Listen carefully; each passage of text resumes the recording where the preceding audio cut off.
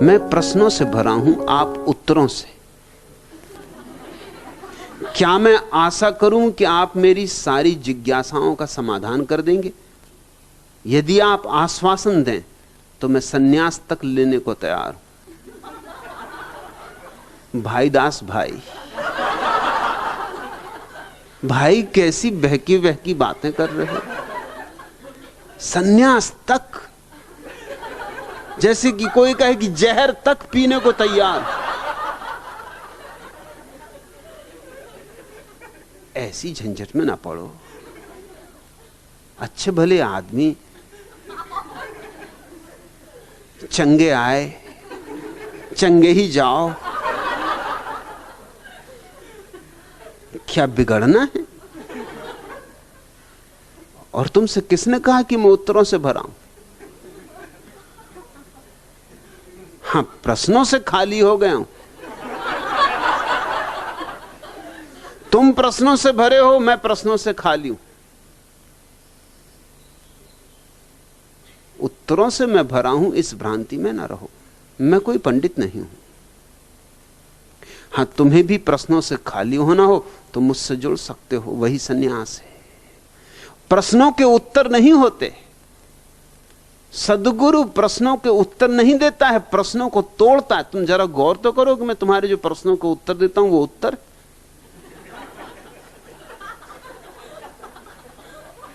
कि इधर से लंगड़ी मारी, उधर से एक दचका दिया, इधर खोपड़ी पर लठ मारा, एक खुद्दा आगे से एक पीछे से, इसको तुम उत्तर कहते हो? उत्तर होते शास्त्रों में, यहां तो कुटाई पिटाई हो जाती। और तुम कह रहे हो कि आप मेरी जिज्ञासाओं का समाधान कर देंगे यदि आप आश्वासन दें। गारंटी चाहते हो?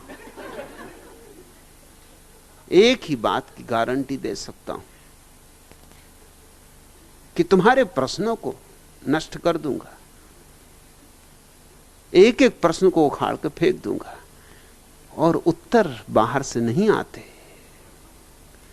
जब सारे प्रश्न गिर जाते तो तुम्हारे भीतर ही उत्तरों का उत्तर, समाधानों का समाधान। इसलिए तो हम उस अवस्था को समाधि कहते हैं, क्योंकि वो समाधानों का समाधान है, उत्तर नहीं है। जिंदगी कोई स्कूल की परीक्षा नहीं है कि प्रश्न पूछे और उत्तर दे दिए। लेकिन आदतें हमारी खराब हैं, सड़ी गली आदतें हैं, दखियानूसी आदतें हैं। गुलाम रूहों के कारवां में जरस की आवाज भी नहीं है। उठो उठो तमुद्दन के पासवानों, तुम्हारे आकाओं की जमी से उबल चुके जिंदगी के चश्मे, निशान सिजदों के अब जमी से मिटाओ। देखो छुपा ना ले वो लहू टपकता है आस्तीं से। गुलाम रूहों के कारवां में नफस की आवाज भी नहीं है। उठो उठो मोहब्बत के पासवानों, ये कोहरो सहरा, ये दस्तो दरिया तुम्हारे अजदाद गा चुके हैं। यहां पे वो आतसी तराना जो गर्मी बज़्म था मगर अब गुजर गया उसको एक जमाना। समंदे अय्याम बरक पा है, उठो उठो की तारीख हर बरक पर तुम्हारा शुभ नाम ढूंढती। न देंगे आवाज उसके शय पर जो वक्त उड़ता चला गया है। जमीन आंखों से मत कोरे दो, जमीन आंखों से मत कोरे दो, न मिल सकेंगी वो हड्डियां जो जमी का तारीख गहरा सीना निगल चुका है। नया करीना सिखाओ पामाल जिंदगी को। जमीन आंखों से मत कोरे दो, न मिल सकेंगी वो हड्डियां जो जमी का तारीख गहरा सीना निगल चुका है। नया करीना सिखाओ पामाल जिंदगी को। उठो उठो मजारों के पासवानों, चलो न गरमाओ जिंदगी को। ये ढेर सूने पड़े हैं इन पर, कहीं से दो फूल ही चढ़ाओ। गुलाम रूहों के कारवां में जरस की आवाज भी नहीं। ये देश क्या है? एक गुलाम रूहों का कारवां हो गया, जिसमें कोई जीवन की घंटियां भी नहीं बजती। गुलाम रूहों के कारवां में जरस की आवाज भी नहीं है। गुलाम रूहों के कारवां में नफस की आवाज भी नहीं है। घड़ियाल तो क्या बजेंगे, यहां सांस की आवाज तक खो गई। उठो तमुद्दन के पासवानों, ए संस्कृति के पागलों, उठो मोहब्बत के पासवानों, बहुत हो चुकी प्रेम की बातें, अब उठो। उठो मजारों के पासवानों, पूज चुके कब्रों को बहुत, उठो अब थोड़े जिंदगी को जियो। ये ढेर सूने पड़े हैं, इन पर कहीं से दो फूल ही चढ़ाओ। भाई दास भाई, तुम कहते हो कि प्रश्नों से भरे हो। तुम्हारे प्रश्न तुम्हारे ही प्रश्न होंगे ना, और अज्ञान में क्या प्रश्न हो सकते, और ज्ञान में तो प्रश्न होंगे ही क्यों। अज्ञान में व्यर्थ के कुतूहल होते, या चालबाजियां होती, या धोखा होता, या पाखंड होता। तुम्हारे प्रश्नों में तुम्हारी ही छाप होगी ना, तुम्हारे प्रश्न तुम्हारे ही प्रतिबिंब होंगे ना। तुम्हारे प्रश्न आखिर तुम्हारे भीतर ही से तो आएंगे। अब बबूल में कोई गुलाब के फूल तो ना लगेंगे। अब बबूल के कांटों को मैं बैठा रहूं, तोड़ता रहूं, इससे भी क्या होगा, नए कांटे उगते रहेंगे। इसलिए मैं तो जड़ मूल से तुम्हें मिटा दूंगा। भाई दास भाई, अगर तैयारी हो बिल्कुल मिटने की तो सन्यासी हो जाओ। आश्वासन एक देता हूं कि मिटाऊंगा, बिल्कुल मिटा दूंगा, जड़ों से उखाड़ूंगा।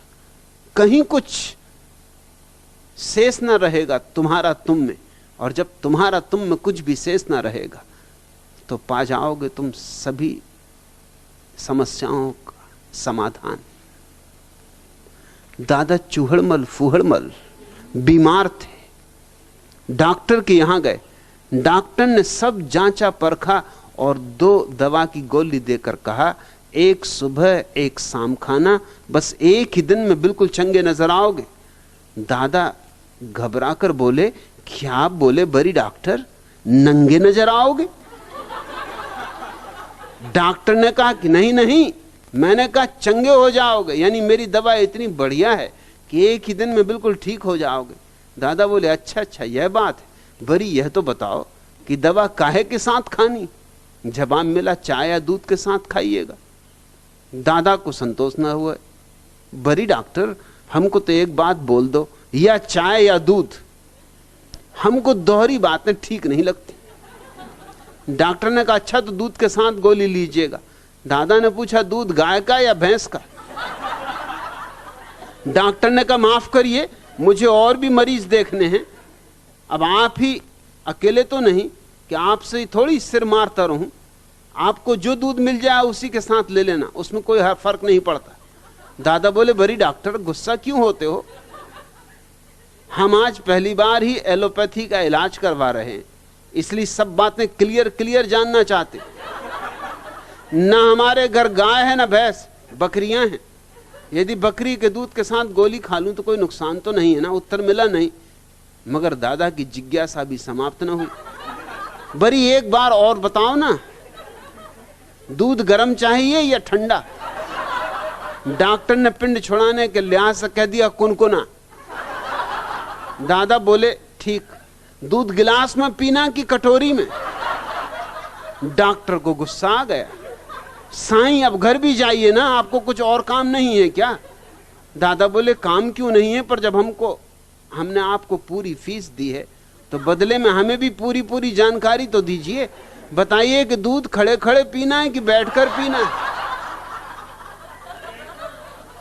डॉक्टर ने अपना माथा ठोंक लिया, साईं आप ये लीजिए अपनी फीस वापस।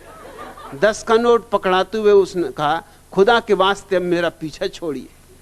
दादा बोले, लेकिन भरी तुम तो नाराज होते हो, हम तो सीधा साधा आदमी हैं, कभी एलोपैथी का इलाज नहीं करवाया, इसलिए पूछता है कि दूध खुद अपने हाथ से पीना है या मेरे मुन्ने की अम्मा यदि पिला दे तो कोई नुकसान। डॉक्टर को भी हंसी आ गई। बोला साईं तुम तो बड़ा जानदार आदमी है, जा अब अपने घर और मुन्ने की अम्मा के हाथ से दूध पी। दादा ने कहा अच्छा तो जाता हूं बड़ी डॉक्टर, मगर एक बात तो बताओ कि घर तक पैदल जाऊं या रिक्शे में बैठकर। डॉक्टर ने कहा रिक्शे में जाओ, इस बुखार में पैदल चलना ठीक नहीं। दादा डॉक्टर से राम राम बड़ी साईं कह के चल दिए।